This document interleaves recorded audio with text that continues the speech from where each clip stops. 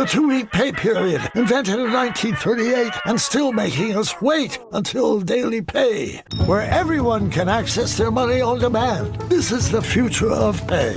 Learn more at dailypay.com. Transfer fee may apply. Katz and Cosby, entertaining and informative on the Red Apple Podcast Network. And you guys, big rally last night in Brooklyn with Bernie Sanders and Zoran Mondani and these three progressive candidates. There's a big primary in New York on Tuesday. On Tuesday. June 23rd, Tuesday. With those three candidates. It's going to be interesting, John, to see. Because one of them, the Chevalier, is going up against Adriano Espaillat, who's with the Hispanic caucus. I mean, he's been there forever, but I guess he doesn't work for Bernie Sanders. Well, Governor Patterson, you want to say something? Well, I reached out to Congressman Espaillat, and I don't know what the problem is. Maybe today's a holiday, the office is closed. But when you're in a race and someone's trying to find you, they have to be able to do that. I'm hoping to get him for us by Monday. Oh, that'd be great. That is great. That'd be great. And in the studio this morning, and we went overtime. We went into, instead of going into, we went into Brian Kilmeade? Was Brian it Brian Kilmeade's Kilmeade? Time. It was Brian Kilmeade in progress. We had at 9:55, President Kennedy's grandson showed up.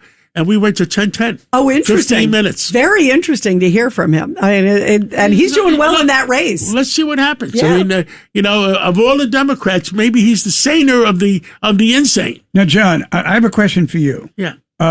Let's say that your son or your daughter decided to run for one of these offices, but you're very high profile, like a Caroline Kennedy.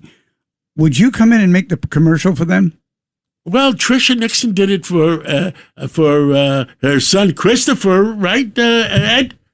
And I guess that worked out. I mean, Tricia was out there for Christopher every day, every weekend, every day. No, she did. And that's what a mother does. Yes, that's what a mother does. Absolutely. And Caroline, that's great. And Caroline Kennedy is out for her son Jack Schleifer. By the way, he looks so much like when you see him. I mean, he reminds me of JFK Jr. so much when I look at him. He mothers.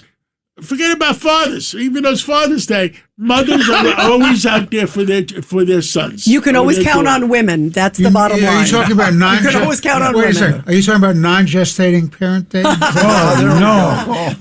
Well, let's go. Your Honor. The judge wants me to puke. Is Melissa DeRosa on or what? She is. Let's go to Melissa DeRosa. I'm going to save you, all right? Let's move on. Let's go to Melissa DeRosa. Melissa, it's great to have you here. Speaking of all the craziness, we were talking about the rally last night, and then you had Bernie Sanders there, and he's looking at Zoran Mondani and says, what you are doing should be a model for America. What do you think of that?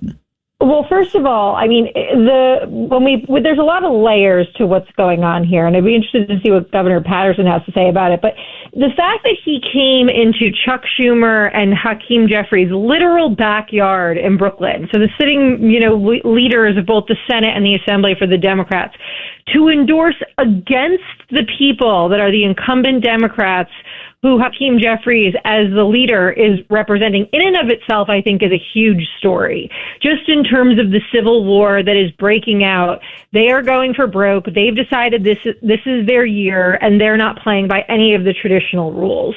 So that in and of itself, and the disrespect that they showed to Chuck and Hakeem, I thought was staggering, and just shows you how serious they are about the DSA takeover of the Democratic Party. So that's one thing. Well, the I'll second tell you, thing, Rita, go ahead. Go ahead. I was going to say that it seems to be almost like part of the indoctrination of becoming a socialist that you just attack everybody.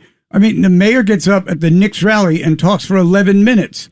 But how many points did he score in the last game? The real issue, I think, is that there are parties that have clashed all the time and people who don't get along all the time. But they showed absolute, abject disharmony with the other members of their party.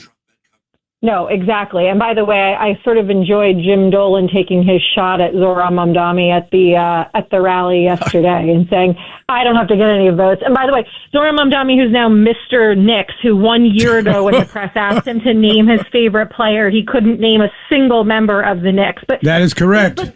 But that's who he is, right? He's a phony on every level. He's the champagne socialist who says, we need to do all these things for the people, and it turns out he is the oligarchy who has the, compound in Uganda and the servants who wait on them and hangs around with people who say, death to gay people. But in any event, so Tuesday is going to be very, very interesting. Rita, I thought you were generous in calling them progressives. I don't think these people who are running are progressives. I think that they are wackos. Yeah, I agree. And dangerous. Dangerous. How about the Chevalier? Totally. How about Chevalier?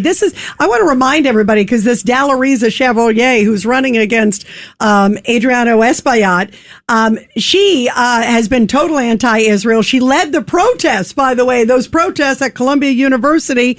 And she's also said she wants non-citizens to vote. So that's just the tip of the iceberg. Yeah, and she was out there October 8th rallying in support of Hamas after that terror attack, after the brutal rape and murder and kidnapping of all of the Israelis and, by the way, many Americans who happened to be there at the time. She has said she wants to abolish ICE. She wants to abolish the border, abolish the border. She wants to abolish prison system. She wants to abolish the police. I mean, this is not like a difference between a center-left Democrat and a far-left Democrat. This is the difference between a center-left Democrat and someone who belongs in an insane asylum. And anybody who is listening, who is a voter in that district on the Upper East and Upper West Side, I'm sorry, not the Upper East, Upper West Side. I'm confusing now the Michael Asher Kennedy seat because you guys were talking about it. Up in Washington Heights and up in Harlem, in Governor Patterson's backyard, I urge you to vote, if you haven't yet, for Adriano Espaillat on Tuesday, because if we start letting women like this in, there is no turning back. And it is not just bad for the city, it's bad for the country. Melissa, I was out there last weekend, and it is close. It's not just some upstart. There's apparently some money behind her. And then there's a kind of lack of political, advice on the other side. Yeah, I was interested, Governor, because obviously there's the long-standing feud between the, Keith Wright's family and Adriano. Have the sides come together for the good of the future, or, has everyone come together to try to get behind Adriano, or do you feel like the energy's flat on the ground? The only thing they've come together on is the Knicks. That's something we can all come together on. That's for sure. Right. Melissa, we love you. It's so great to have you. On that note, that's a happy note for a Friday. We'll take it. Thank you, guys. Have a great weekend. Thank you so much, Melissa.